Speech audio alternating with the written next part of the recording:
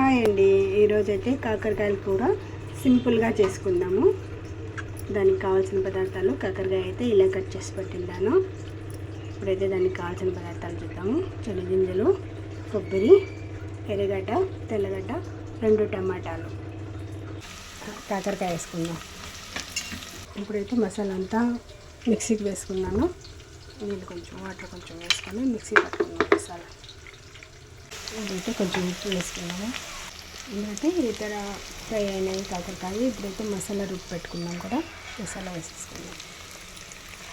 ఇప్పుడైతే కారపొడి వేసుకున్నాం,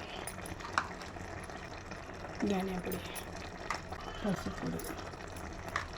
కారపొడి అయితే మీకు కారానికి తగినట్లు మీరు వేసుకోండి. ఇప్పుడైతే మసాలా అంతా కలుపుకున్నాను, మూత పెట్టుకున్నాం కొంచెం.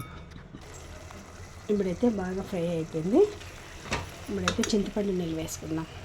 చింతపండు కలపెట్టి ఉన్నాను, ఇది నీళ్ళు వేసుకున్నాను. ఇప్పుడైతే వాటర్ అంతా వేసుకున్నాను, ఉప్పు వేసుకున్నాం. ఇప్పుడైతే ఉడకపెట్టుకుందాం. ఇంకా ఓకే ఫ్రెండ్స్, ఇప్పుడు రెడీ అయిపోయింది కూర, కాకరకాయ కూర. ఒకసారి మీరు ఇలా ట్రై చేయండి ఫ్రెండ్స్. చేదు అనేది ఉండదు, బాగుంటుంది రుచిగా. Okay friends, bye.